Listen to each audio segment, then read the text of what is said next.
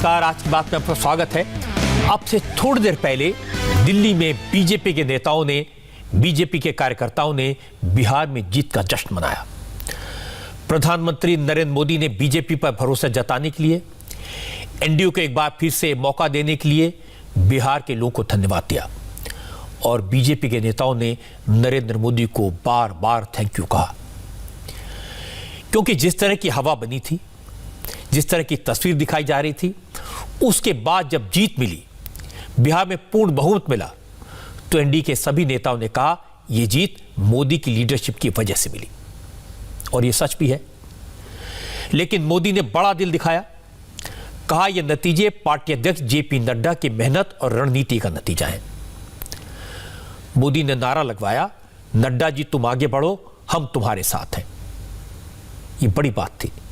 मोदी ने कहा देश के लोगों ने, बिहार के लोगों ने, गुजरात के लोगों ने, मध्य प्रदेश के लोगों ने, उत्तर प्रदेश के लोगों ने जिस तरह बीजेपी पर भरोसा किया, यही भरोसा बीजेपी की सबसे बड़ी पूंजी है। आज शाम को हजारों कार्यकर्ता बीजेपी के दफ्तर में जमा हो गए थे। पार्टी मुख्यालय में पैर रखने की जगह नहीं थी। 5 बजे बीजेपी दफ्तर के गेट बंद करने पड़े, लेकिन लोगों का उत्साह कम नहीं हुआ, जोश कम नहीं हुआ। सैकड़ों लोग पार्टी मुख्यालय के बाहर खड़े होकर नरेंद्र मोदी की एक झलक पाने का इंतजार करते रहे। मोदी जब बीजेपी के दफ्तर पहुंचे तो भारत माता की जय, जय श्री राम और मोदी है तो मुमकिन है जैसे नारे गूंजने लगे।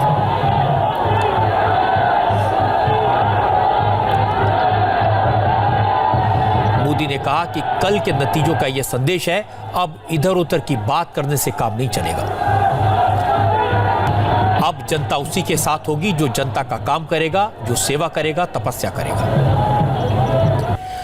नरेंद्र मोदी ने कहा जो विकास करेगा वही राज करेगा, इसलिए जो सत्ता सुख के लिए सियासत करेगा, जनता उसकी जमानत जब्त करा देगी, और जो सेवा भाव से सियासत करेगा उसे मेवा मिलेगा। मोदी ने कहा कि बिहार के चुनाव से पहले हत्या, हिंसा और बूथ कैप्चरिंग और रीपोलिंग की खबरें आती हैं, लेकिन बिहार इलेक्शन में न कोई हिंसा हुई, न एक बूंद खून गिरा, न किसी पोलिंग पर बूथ कैप्चरिंग हुई, न रीपोलिंग की मांग हुई। और ये बदलते वक्त का सबूत है। 21वीं सदी की सियासत कैसी होगी, इसका संकेत है। भारत के लोग, 21वीं सदी के भारत के नागरिक बार बार अपना संदेश स्पष्ट कर रहे हैं। अब सेवा का मौका उसी को मिलेगा जो देश के विकास के लक्ष्य के साथ ईमानदारी से काम करेगा। हर राजनीतिक दल से देश के लोगों की यही अपेक्षा है कि देश के लिए काम करो, देश के काम से मतलब रखो। कल जो नतीजा है, उन्होंने साबित कर दिया है कि आप काम करेंगे तो लोगों से आपको भरपूर आशीर्वाद भी मिलेगा। मोदी ने आज एक बड़ी बात कही, कहा कि मणिपुर से लेकर गुजरात तक और लद्दाख से लेकर तेलंगाना तक पूरे देश में लोगों ने बीजेपी को सपोर्ट किया है, बीजेपी का परचम लहराया है। लेकिन बिहार के चुनाव के नतीजे थोड़े खास हैं। 15 साल के शासन के बाद जनता ने फिर भरोसा जताया है। यह बड़ी बात है, क्योंकि बिहार के लोग बहुत ज्यादा जागरूक हैं, राजनीतिक तौर पर सक्रिय हैं। मोदी ने एक और बात कही, लेकिन इशारों में बात बड़ी थी। जो लोग नीतीश कुमार की लीडरशिप को लेकर सवाल उठा रहे हैं, उन्हें मोदी ने मैसेज दिया। प्रधानमंत्री ने कहा अब बीजेपी और एनडीए के सभी कार्यकर्ता नीतीश कुमार के नेतृत्व में बिहार के लोगों की अपेक्षाओं को पूरा करेंगे। बिहार तो सबसे खास है।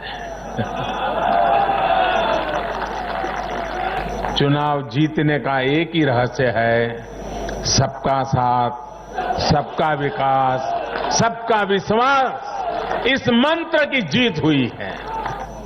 मैं बिहार के अपने भाइयों और बहनों को से उनसे कहूंगा, आपने एक बार फिर सिद्ध किया है कि बिहार क्यों लोकतंत्र की जमीन कहा जाता है। आपने फिर सिद्ध किया है कि वाकई बिहारवासी पारखी भी है और जागरूक भी है। हम सभी भाजपा के कार्यकर्ता नीतीश जी के नेतृत्व में एनडीए के कार्यकर्ता हर बिहारवासी के साथ इस संकल्प को सिद्ध करने में कोई कसर बाकी नहीं रखेंगे। और ये बात सही है कि बिहार का चुनाव कोरोना के संकट के दौरान हुआ। मुश्किल काम था। कोरोना के वक्त ये पहला बड़ा चुनाव था। और आज मोदी ने इशारों में अमेरिका के चुनाव की बात की। कहा कोरोना के मैनेजमेंट से जनता की नाराजगी कई देशों की सरकारों को भारी पड़ गई, लेकिन भारत ने जिस तरह से कोरोना का मुकाबला किया, सरकार ने इसे जिस तरह से हैंडल किया, जिस तरह कोरोना को काबू में रखा, उससे जनता का भरोसा एनडीए पर और बढ़ा और बिहार के नतीजे इसका सबूत हैं। गुड गवर्नेंस से कैसे स्थितियां बदल जाती हैं, बड़ी से बड़ी आपदाओं का सामना करने में इसे मदद मिलती है। और ये हमने कोरोना के इस काल में भी देखा है। जब कोरोना आया तो ये संकट कितना बड़ा है, इसका अंदाजा बड़े बड़े एक्सपर्ट और वैज्ञानिक भी नहीं लगा पाए थे। दुनिया में ऐसा कोई नहीं है जिसे कोरोना ने प्रभावित न किया हो, लेकिन कोरोना के खिलाफ जैसी लड़ाई भारत ने लड़ी, वैसी संभवतः कहीं नहीं लड़ी गई। जनता कर्फ्यू से लेकर अभी तक जिस तरह इस महामारी का मुकाबला किया गया, इन चुनाव नतीजों ने उसे भी अपना समर्थन दिया है। कोरोना काल में गरीब को राशन से लेकर रोजगार तक के लिए जिस स्तर पर भारत में प्रयास हुए हैं, ये उसका समर्थन है। कोरोना काल में बचाया गया एक एक जीवन भारत की सफलता की कहानी है। और ये बात सही है, बिहार में लोगों ने हॉस्पिटल्स में अपने जो अनुभव बताए, उससे लगा वाकई में बिहार की सरकार ने इसके लिए काम किया था। बिहार में जो जीत मिली उसका एक दूसरा बड़ा कारण है महिलाओं का सपोर्ट जो एनडीए को मिला। बिहार के इलेक्शन में दो बातें हुई, एक तो पुरुषों के मुकाबले महिलाओं ने 5% ज्यादा वोट डाला और दूसरा महिलाओं का ज्यादा सपोर्ट एनडीए को मिला। मुस्लिम इलाकों में भी महिलाओं ने चुपचाप कमल छाप के नारे पर अमल किया। मोदी ने आज इसका भी जिक्र किया और उन्होंने महिलाओं का धन्यवाद किया। मैं कल से टीवी पर देख रहा हूं, अखबारों में चर्चा है साइलेंट वोटर, साइलेंट वोटर। अब उनकी गूंज सुनाने लगी है। बीजेपी के पास साइलेंट वोटर्स का एक ऐसा वर्ग है जो उसे बार बार वोट दे रहा है, निरंतर वोट दे रहा है। ये साइलेंट वोटर्स हैं देश की माताएं, बहनें, महिलाएं, देश की नारी शक्ति।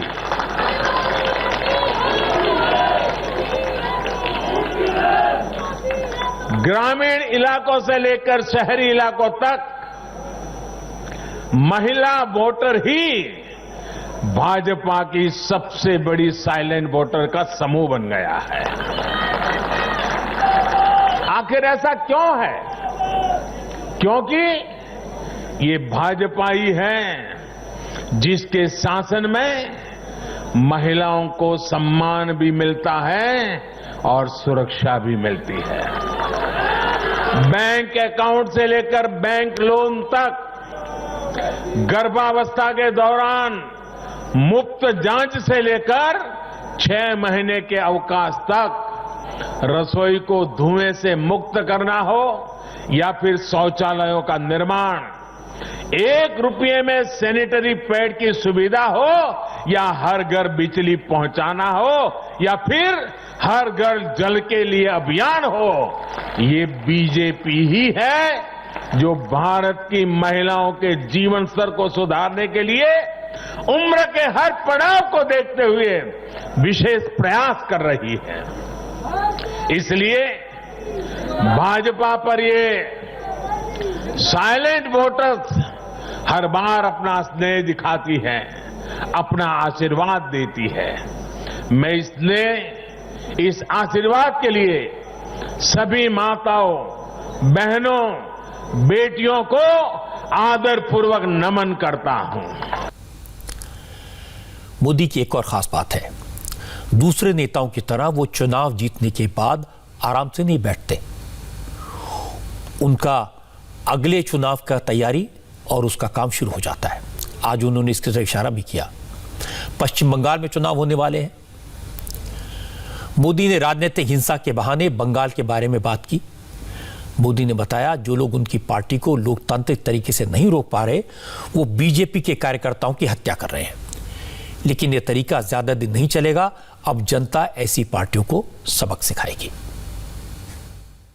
जो लोग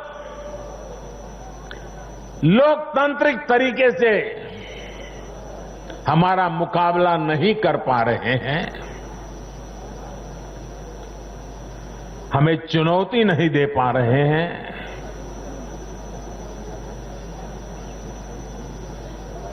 ऐसे कुछ लोगों ने रास्ता अपनाया है भारत के कार्यकर्ताओं की हत्या करने का। देश के कुछ हिस्सों में उनको लगता है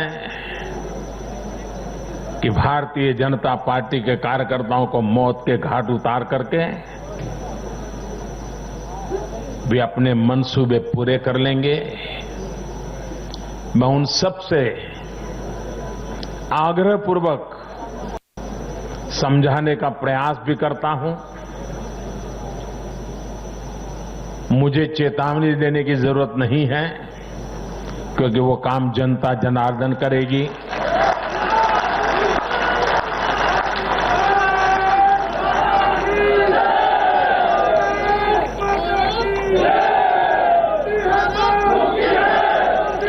चुनाव आते हैं, जाते हैं, जय पराजय होता रहता है। कभी ये बैठेगा, कभी वो बैठेगा, लेकिन ये मौत का खेल लोकतंत्र में कभी नहीं चल सकता। और मौत का खेल खेल करके कोई मत नहीं पा सकता है। ये जरा दीवार पर लिखे हुए शब्द पढ़ लेना। हमारे देश की राजनीति का एक और नासूर है परिवारवाद, और नरेंद्र मोदी ने हमेशा परिवारवाद की मुखालफत की है। अपनी पार्टी में परिवारवाद को कभी पनपने नहीं दिया, और आज उन्होंने इसका जिक्र किया। कहा कि देश में ऐसी बहुत सारी पार्टियां हैं जो एक परिवार की पूंजी बन गई हैं। अब न तो उन्होंने कांग्रेस का नाम लिया, न समाजवादी पार्टी का नाम लिया, न राष्ट्रीय जनता दल का, लेकिन पहला इशारा कांग्रेस की तरफ था। देश की सबसे पुरानी, खुद को नेशनल पार्टी कहने वाली पार्टी एक परिवार के चक्कर में फंसी हुई है। इसीलिए देश के आम लोग, देश के नौजवान राजनीति के माध्यम से देश की सेवा करने की इच्छा रखने वाले सिर्फ बीजेपी की तरफ देखते हैं। भारत की युवा पीढ़ी लोकतंत्र के प्रति सच्ची निष्ठा और श्रद्धा रखती है। मजबूत लोकतंत्र में ही देश के नौजवान को अवसर नजर आते हैं और अपने अधिकारों की रक्षा के प्रति वो ज्यादा आश्वस्त रहता है। लेकिन दुर्भाग्य से कश्मीर से कन्याकुमारी तक परिवारवादी पार्टियों, परिवार की पार्टियों, इसका जो जाल नजर आ रहा है, जरा नजर कीजिए कश्मीर से कन्याकुमारी तक फैमिली पार्टियां,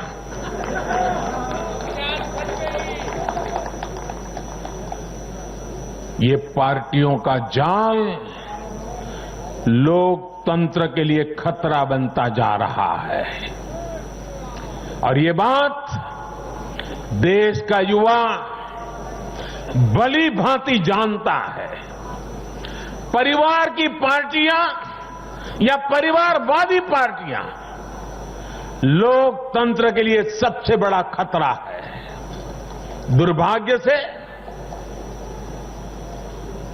देश की एक राष्ट्रीय स्तर की पार्टी अनेक दशकों तक देश में नेतृत्व करने वाली पार्टी, वो भी एक परिवार के चुंगाल में फंस गई है, परिवार की पार्टी बन के रह गई है। ऐसे में भारतीय जनता पार्टी का दायित्व और बढ़ जाता है। हमें अपनी पार्टी में भीतर के लोकतंत्र को मजबूत बनाए रखना है। हमें अपनी पार्टी को जीवंत लोकतंत्र का जीता जागता उदाहरण बनाना है। और तभी तो देश का प्रधानमंत्री मंच से कह सकता है, नड्डा जी आगे बढ़ो, हम तुम्हारे साथ हैं। यही तो पार्टी के लोकतंत्र की ताकत है। पार्टी हर कार्यकर्ता और हर नागरिक के लिए अवसरों का एक बेहतरीन मंच बने, जहां प्रतिभा के साथ न्याय हो और परिश्रम को पुरस्कार मिले। नरेंद्र मोदी ने आज जो कुछ कहा उसी में बीजेपी की जीत का, एनडीए की सफलता का राज छपा है। और वो राज है मोदी पर जनता का भरोसा। और अच्छी बात यह कि ये भरोसा मोदी ने अपने काम से जीता है। अब कोई ये नहीं कह सकता कि लोगों के भले के लिए काम करने से, गरीबों के कल्याण के काम करने से वोट नहीं मिलते। और अगर इसलिए वोट मिले तो लोकतंत्र की ताकत बढ़ती है। कोरोना के हैंडलिंग सबसे ताजा उदाहरण है। जब मोदी ने लॉकडाउन का ऐलान किया था तो देश कोरोना से लड़ने के लिए तैयार नहीं था। न हॉस्पिटल तैयार थे, न आईसीयू थे, न ऑक्सीजन की व्यवस्था थी, न पीपीई किट से और न टेस्टिंग की व्यवस्था। लेकिन यह सब का इंतजाम हुआ। लॉकडाउन के दौरान तैयारियां की गई। और बड़ी बात है कि इस दौरान लोगों के खाते में सीधे पैसे पहुंचाना, कोई रात को भूख से न सोए इसका ख्याल रखना, सबके पास खाना पहुंचे, इतने बड़े देश में यह काम कोई आसान नहीं था। लेकिन यह काम बड़ी मजबूती के साथ हुआ।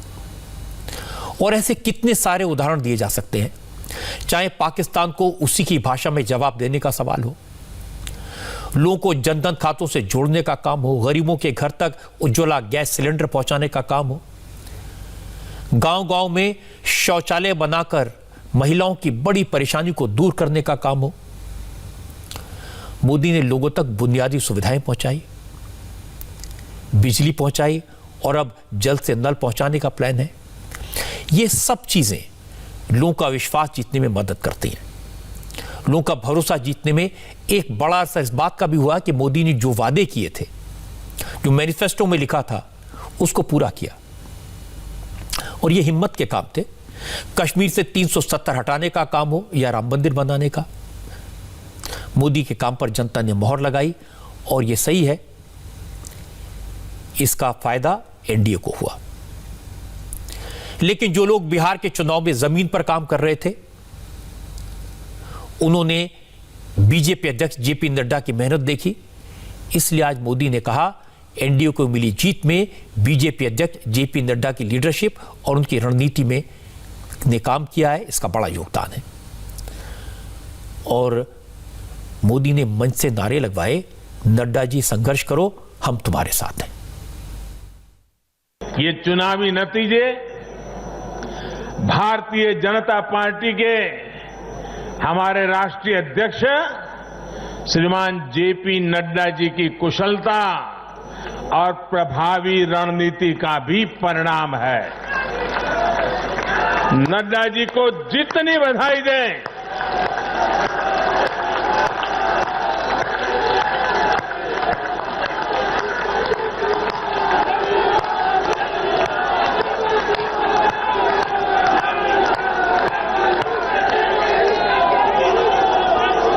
मैं कहूंगा नड्डा जी आगे बढ़ो, आप कहिए हम सब आपके साथ हैं। नड्डा जी आगे बढ़ो, नड्डा जी आगे बढ़ो, नड्डा जी आगे बढ़ो। सियासत में जब जीत होती है, सरकार बनती है, तो क्रेडिट लेने की कोशिश सब करते हैं, लेकिन दूसरे की मेहनत का सार्वजनिक तौर पर बखान करने की हिम्मत कम लोगों में होती है।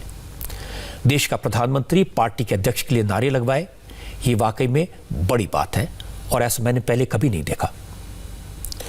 ये काम सिर्फ नरेंद्र मोदी कर सकते हैं। हालांकि बिहार के नतीजों से जेपी नड्डा भी बहुत उत्साहित हैं। नड्डा ने भी बीजेपी के दफ्तर में जंग जीतकर लौटे योद्धा की तरह एंट्री की। नड्डा ओपन कार में सवार होकर पार्टी मुख्यालय पहुंचे और यहां उनका शानदार स्वागत हुआ। फूलों की बारिश की गई। बिहार के नतीजों और 11 राज्यों में हुए बाई इलेक्शन के नतीजे नड्डा के लिए इसलिए उत्साहवर्धक हैं क्योंकि उनकी लीडरशिप में ये पहले चुनाव थे और चारों तरफ कोरोना का संकट था, काम करना मुश्किल था।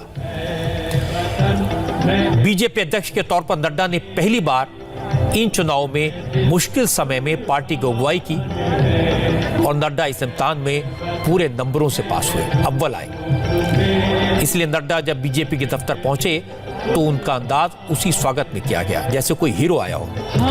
नड्डा ने कहा कि बिहार में जीत मोदी की लीडरशिप की जीत है। मोदी के नेतृत्व पर देश के लोगों का भरोसा है, उसका यह सबूत है। कोरोना के मुकाबले के लिए मोदी की नीति पर जनता की मोहर है। नड्डा ने कहा कि लोग पूछ रहे थे बिहार में का बा, आज पता चल गया कि बिहार में बीजेपी बा। इस बार का चुनाव बिहार में हमें देखने को मिला किस तरीके से चुनाव को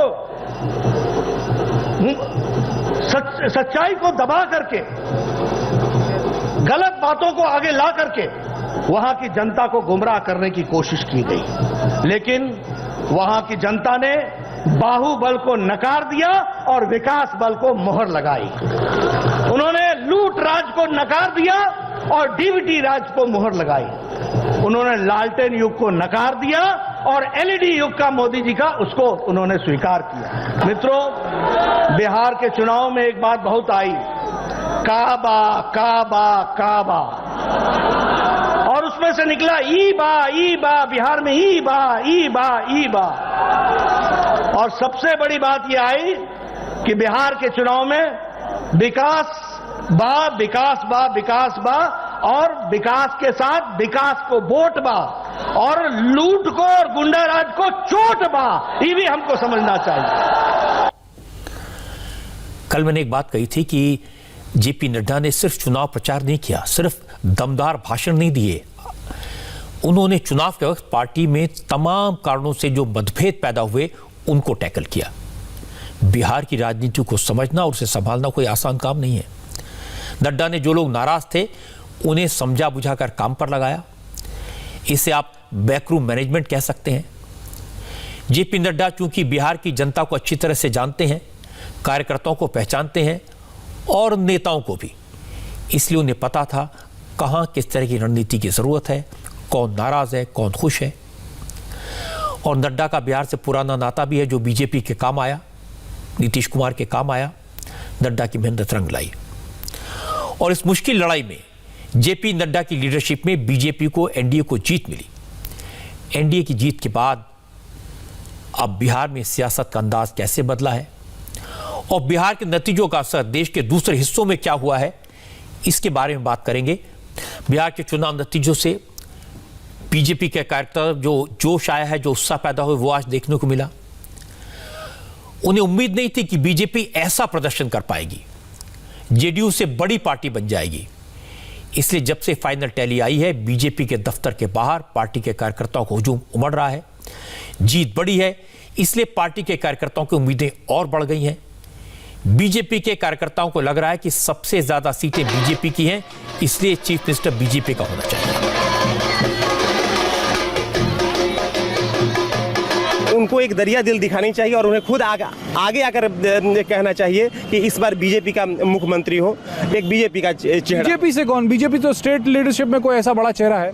हमारे बीच गिरिराज सिंह जी हैं, हमारे बीच नित्यानंद राय जी भी हैं। ऐसे मुख्यमंत्री कौन बनेगा? मुख्यमंत्री हम चाह रहे हैं कि इस बार गिरिराज सिंह को प्रमोट किया जाए। बिहार में मुख्यमंत्री के लिए बहुत सारे चेहरे हैं, शहनवाज हुसैन भी है, गिरिराज सिंह जी है, नित्यानंद राय जी है। एक ही आदमी कोई मुख्यमंत्री बनेगा? हाँ है, बनेंगे, लेकिन वो शीर्ष नेता हमारे कमेंटमेंट करेंगे, जो कमेंटमेंट करेंगे वही होगा।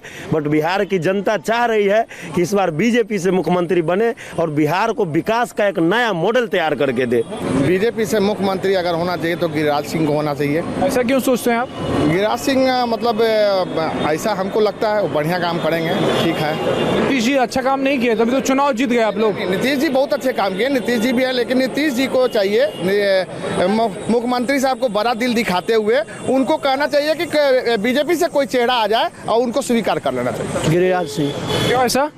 गिरिराज सिंह रहेगा तो बिहार सेफ रहेगा। सेफ रहेगा, बिहार सेफ रहेगा गिरिराज सिंह के हाथ? ऐसा कुछ नहीं है। कौन, किसको चाहते हैं? नित्यानंद राय चाहता है। हाँ। और नीतीश कुमार नहीं। क्यों? केंद्रीय नेतृत्व मैंने बड़ा दिल दिखाया और नीतीश कुमार के नेतृत्व में कहा गया चुनाव लड़ें, लेकिन नीतीश कुमार को जनता नकार दी। नीतीश जी अगर इस चीज़ को अपने वादे से हट जाते हैं और मुख्यमंत्री पद भाजपा को दे देते हैं तो उससे उनकी और प्रतिष्ठा बढ़ेगी। लेकिन बीजेपी के कार्यकर्ता जो कुछ कह रहे हैं वो सिर्फ उत्साह है, जीत का जोश है, असलियत नहीं है। सच्चाई यह है कि चुनाव से पहले तय हो गया था कि नीतीश कुमार ही मुख्यमंत्री बनेंगे और वही बात फाइनल है। प्रधानमंत्री मोदी ने भी आज कह दिया कि नीतीश कुमार चीफ मिनिस्टर होंगे। यह तय हो चुका कि सुशील कुमार मोदी पिछली बार की तरह डिप्टी चीफ मिनिस्टर होंगे। आज सुशील मोदी ने कहा कि बीजेपी और जेडीयू के बीच बड़े भाई छोटे भाई जैसा रिश्ता नहीं है। किसकी कितनी सीटें आई ये बात मायने नहीं रखती, जो तय हुआ था वही होगा, नीतीश कुमार ही चीफ मिनिस्टर होंगे। जब ये स्पष्ट एक बार नहीं 50 बार कहा जा चुका है और ये किसको कितनी संख्या होगी इसका कोई महत्व नहीं है। जब हमने तय किया उस समय ये नहीं था कि बीजेपी को ज़्यादा संख्या आएगी तो या जदयू को ज़्यादा संख्या आएगी। गठबंधन की राजनीति में संख्या कितनी आएगी महत्व नहीं रखता है और एक दूसरे को जिताने में मदद करते हैं। आज अगर बीजेपी की जीत हुई है तो क्या उसमें नीतीश कुमार की भूमिका नहीं है? और अगर जदयू की जीत हुई तो उसमें क्या नरेंद्र मोदी की भूमिका नहीं है या जीतन राम मांझी की भूमिका नहीं है या मुकेश सहनी? तो गठबंधन में एक दूसरे की लोग मदद करते तब जाकर कोई चुनाव जीतता है। बड़े भाई की भूमिका में बीजेपी तो आ गई है। एक बार फिर से आप डिप्टी सीएम बनेंगे। सीएम कम बनेंगे सुशील मोदी। ऐसा कि कोई बड़े भाई छोटे भाई की भूमिका में नहीं है। नीतीश जी मेरे बड़े भाई हैं, वो चेहरा है एनडीए गठबंधन का, इसमें कहीं कोई भ्रम नहीं है। मुख्यमंत्री नीतीश जी बनेंगे, डिप्टी सीएम कौन बनेगा मैं नहीं जानता। ये तो पार्टी का केंद्रीय नेतृत्व ने तय किया तो मैं बना। तो ये केंद्रीय नेतृत्व का काम है तय करना कौन मंत्री बनेगा, कौन डिप्टी सीएम बनेगा, लेकिन सीएम कौन बनेगा ये तय। अब ये तो सच है कि जेडीयू की सीटों की संख्या कम हुई है और बहुत कम हुई है। जेडीयू के नेताओं को इसकी कसक है, एहसास है। केसी त्यागी ने आज कहा कि चीफ मिनिस्टर तो नीतीश कुमार ही होंगे। जहां तक कम सीटों का सवाल है तो अगर जेडीयू के साथ सबोटेज ना हुआ होता तो जेडीयू कम से कम 83 सीटें जीतती। चुनाव के मौके पर चुनाव के नतीजों को लेकर के कई कार्यकर्ता उत्साहित रहते हैं। श्री जेपी नड्डा जो भारतीय जनता पार्टी के अध्यक्ष हैं, एनडीए के और बीजेपी के जो सर्वोच्च नेता श्री नरेंद्र मोदी जी, पूरे चुनाव भर उन्होंने कैंपेन किया है कि सरकार बनेगी एनडीए की और उसके नेता नीतीश कुमार होंगे।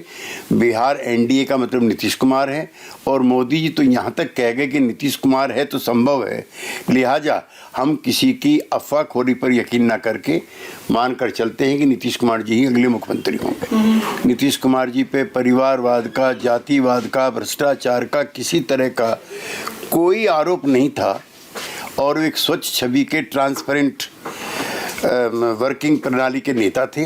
लेकिन फिर भी बीजेपी की सीटें ज़्यादा आईं और हमको हराने वाले लोगों के भी मंसूबे कामयाब हुए। अगर सबोटाज हमारे खिलाफ ना हुआ होता तो हम 83 सीटों पर जीत रहे थे। केसी त्यागी यह बात सही है कि नीतीश कुमार ही अगले मुख्यमंत्री होंगे।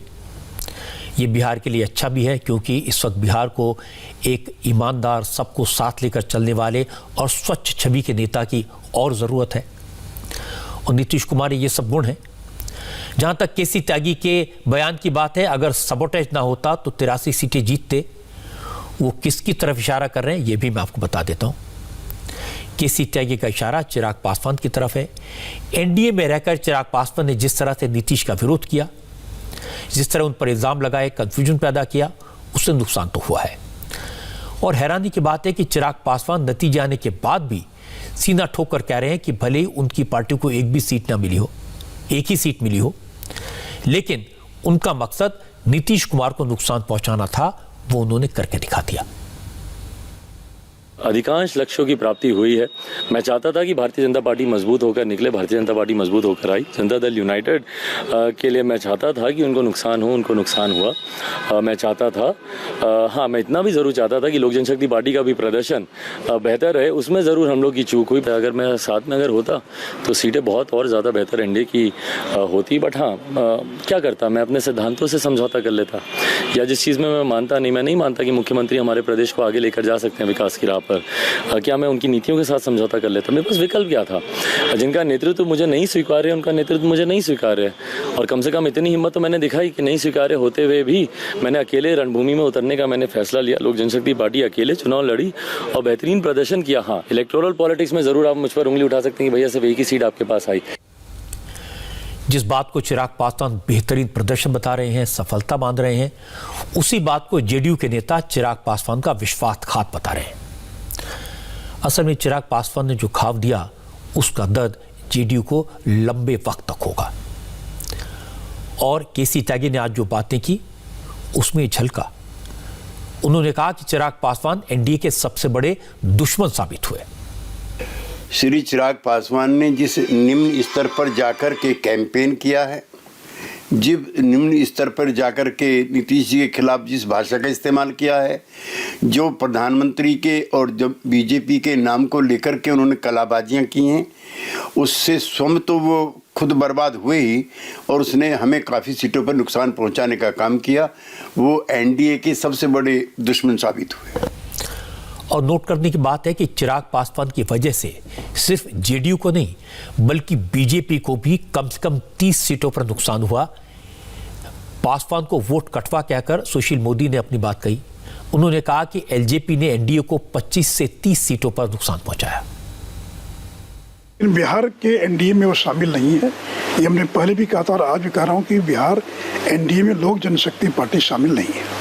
लेकिन चिराग की वजह से ही बीजेपी बड़ा भाई के भूमिका में आ गई बिहार में।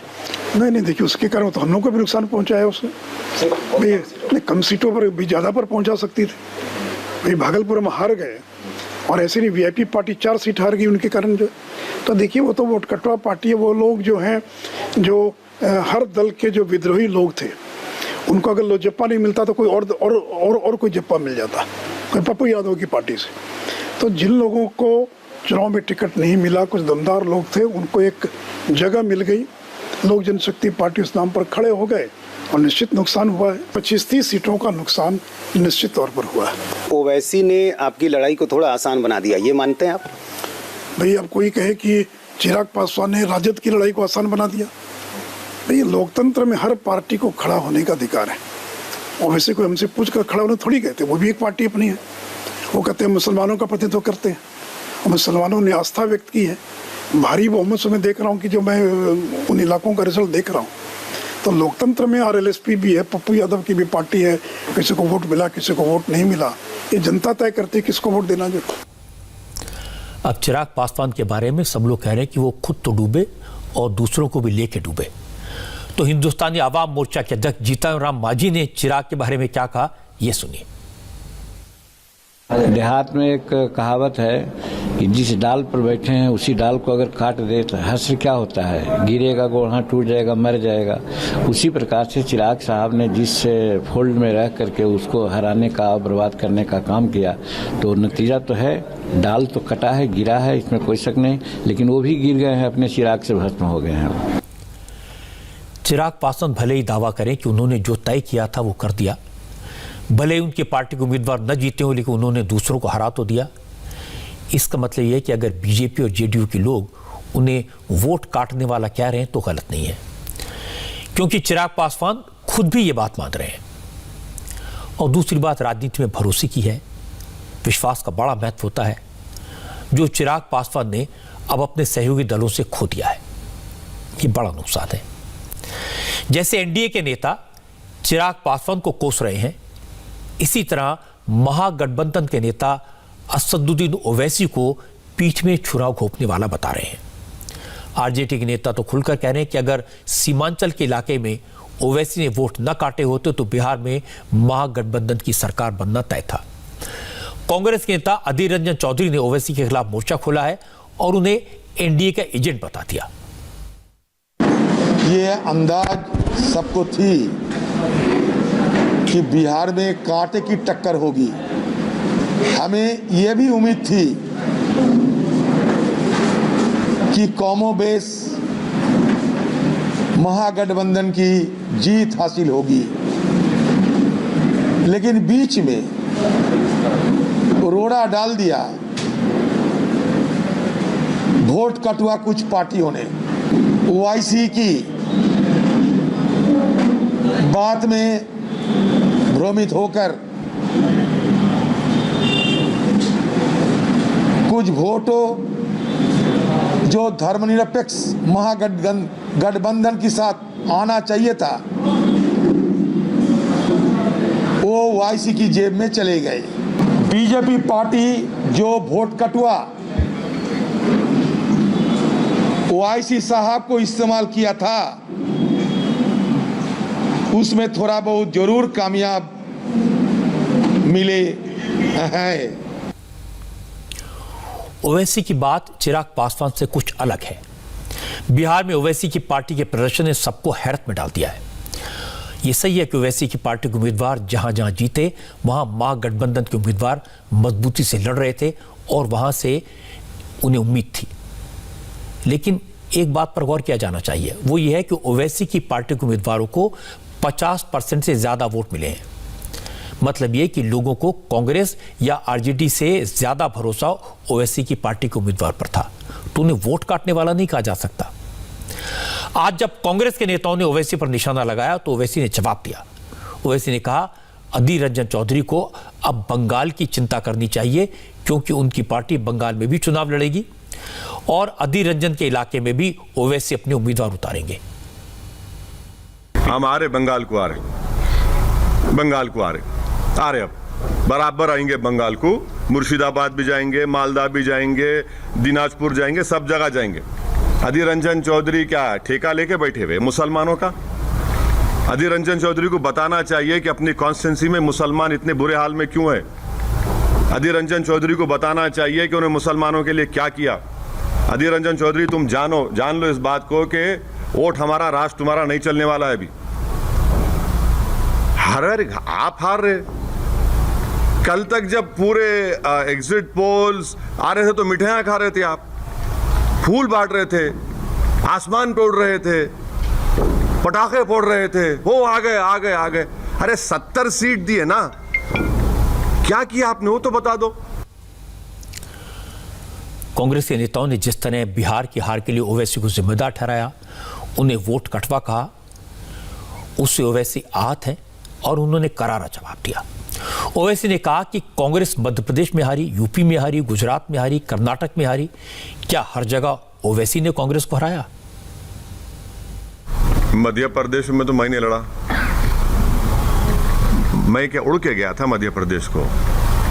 गुजरात में नहीं लड़ा, कैसे हार गए भाई? कर्नाटका हार गए। कितना बोले आप, बोलिए, मुझे फर्क नहीं पड़ता। नहीं मैंने भाई सुनिए, देखिए आप अगर कोई ये समझ रहा है कि भारत में सीमांचल का वोटर किसी का गुलाम है या नौकर है, तो हम उसके जहन के जालों को साफ कर दिए हैं। अभी वोटर सुप्रीम है, वोटर किसी का होस्टेज नहीं है। जो किसी को पसंद करेगा उसको वोट देगा। अगर कोई ये कहता है कि तुम क्यों लड़े, अरे मैं लड़ूंगा भाई, बंगाल लड़ूंगा, यूपी लड़ूंगा, भारत का हर इलेक्शन लड़ूंगा। मुझे क्या पूछना पड़ेगा किसी से मैं लड़ूं या ना लड़ूं? मैं इसलिए लड़ूंगा क्योंकि मुझे डेमोक्रेसी में भरोसा है। वैसे एक बात है कि जब भी चुनाव के नतीजे आते हैं तब तक कांग्रेस ओवैसी को हार के लिए जिम्मेदार ठहरा देती है। तेलंगाना की बात तो ठीक है, लेकिन यूपी में, बिहार में, मध्य प्रदेश में, महाराष्ट्र में, गुजरात में अगर एक बड़ी पार्टी ये कहे कि वो ओवैसी के कारण चुनाव हार रही है, तो फिर उस पार्टी को चुनाव लड़ने से पहले सोचना चाहिए।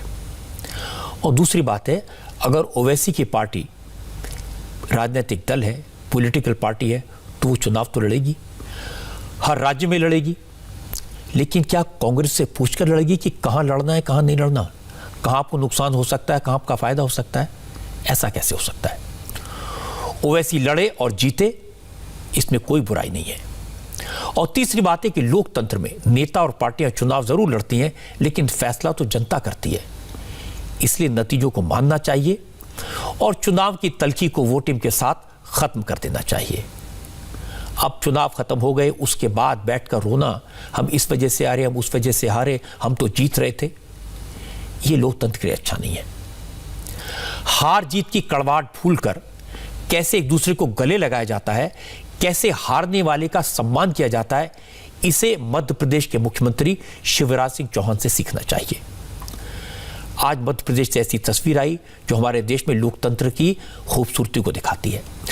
कल ही मध्य प्रदेश विधानसभा के नतीजे आए, शिवराज सिंह चौहान को जबरदस्त जीत मिली और कमलनाथ की लीडरशिप में कांग्रेस की हार हुई। अब कमलनाथ वापस मुख्यमंत्री नहीं बन सकते, ये उनका सपना भी टूट गया। लेकिन चुनाव के वक्त दोनों नेताओं में जो तल्खी दिखाई दे रही थी, जो कड़वाहट दिख रही थी, वो नतीजों के ऐलान के 24 घंटे के भीतर गायब हो गई। आज कमलनाथ अपने बेटे नकुल नाथ को लेकर शिवराज सिंह चौहान से मिलने और जीत की बधाई देने उनके घर पहुंच गए। शिवराज सिंह को जब कमलनाथ के आने की खबर मिली तो फूलों का गुलदस्ता लेकर खुद चीफ मिनिस्टर हाउस के बाहर कमलनाथ के स्वागत करने पहुंचे और दरवाजे पर ही चीफ मिनिस्टर को देखकर कमलनाथ भी चौंक गए। कमलनाथ जब गाड़ी से उतरे तो सामने शिवराज सिंह खड़े थे। कमलनाथ उन्हें फूलों का गुलदस्ता देते, इससे पहले शिवराज ने उन्हें बुके दे दिया और अपने घर में उनका स्वागत किया। शिवराज ने कहा वो कमलनाथ का दिल से सम्मान करते हैं, हार जीत ये सब चुनावी बातें हैं, लेकिन आपसी रिश्ते तो हमेशा बरकरार रहेंगे।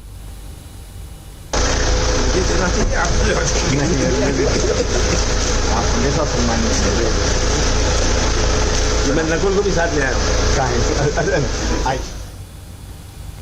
कमलनाथ के व्यवहार से दिग्विजय सिंह जैसे नेताओं को कुछ सीखना चाहिए। चुनाव खत्म होते ही, हारते ही ईवीएम को दोष देने लगते हैं। मध्य प्रदेश के बाई इलेक्शन में सबसे ज्यादा कड़वाहट थी और इसकी वजह भी थी। कांग्रेस के विधायकों की बगावत के कारण कमलनाथ की सरकार गिर गई थी और इस वजह से बाई इलेक्शन हुए थे। कांग्रेस के लोग बीजेपी के टिकट पर लड़ रहे थे। अगर बाई इलेक्शन जीत जाते तो कमलनाथ को कुर्सी फिर से मिल सकती थी, शिवराज सिंह की कुर्सी जा सकती थी। तो दोनों पार्टियों ने पूरी ताकत लगाई, चुनाव में पूरी दुश्मनी निभाई, लेकिन जैसे ही चुनाव खत्म हुए, नतीजे आए, सारी कड़वाहट भूलकर कमलनाथ शिवराज को बधाई देने पहुंचे। शिवराज ने भी कमलनाथ को गले लगाया। यही लोकतंत्र की खूबसूरती है और दूसरे नेताओं को सीखना चाहिए। मैं ये नहीं कह रहा कि चुनावी दुश्मनों को के पास और दुश्मनी भुलाने के लिए गुलदस्ते लेकर एक दूसरे के घर पहुंच जाएं, ये जरा ठीक नहीं है। कोरोना का वक्त है, 2 गज की दूरी रखना जरूरी है। कोरोना किस रफ्तार से बढ़ रहा है और लोग कैसे लापरवाही कर रहे हैं, ये मैं आपको दिखाऊंगा। कोरोना की महामारी का असर इस बार अयोध्या की दीपावली पर भी दिखाई देगा। योगी आदित्यनाथ ने अयोध्या में भव्य दीपोत्सव मनाने की तैयारियां की हैं, लेकिन इस बार राम भक्तों को अयोध्या जाने से रोका गया है। सभी से अपील की गई है कि घर में रहकर ही दीपावली मनाएं। अयोध्या में दीपावली के उत्सव पर जो तस्वीरें होंगी वो आप घर बैठे लाइव स्ट्रीमिंग के जरिए देख सकेंगे। सरयू के तट पर जलने वाले 5.25 लाख दियों की रोशनी का नजारा देख सकेंगे। 3 नवंबर को छोटी दीपावली के दिन खुद मुख्यमंत्री योगी आदित्यनाथ अयोध्या आएंगे और राम मंदिर में दीप जलाएंगे। राम मंदिर में 11,000 दिए जलाएंगे जाएंगे और राम की पैड़ी से लेकर सरयू के सभी घाटों को दियों से सजाया जाएगा और ये काम शुरू हो चुका है। 13 नवंबर को योगी सबसे पहले राम कथा पार्क में राम, लक्ष्मण और सीता का किरदार निभाने वाले कलाकारों का स्वागत करेंगे और इसके बाद भगवान राम का राज्याभिषेक होगा। सरयू के तट पर आरती होगी, घाटों पर दिए जलाए जाएंगे और फिर योगी आदित्यनाथ राम मंदिर में आरती करेंगे। 5.5 लाख दिए जलाने के लिए 29,000 लीटर तेल मंगवाया गया है। अयोध्या में 51 स्वागत द्वार बनाए गए हैं जो रोशनी में नहा रहे हैं। इसके अलावा अयोध्या की जो अन्य धार्मिक इमारतें हैं उनको भी सतरंगी रोशनी से सजाया गया है। तो इस बार दीपावली पूरे जोश से मनाएं, उत्साह से मनाएं, लेकिन कोरोना का ख्याल रखें। और जब दिवाली की खरीदारी करें तो अपने देश में बनी चीज़ों को खरीदें, वोकल फॉर लोकल के मंत्र को याद रखें, जिससे देश की लक्ष्मी अपने देश में ही रहे।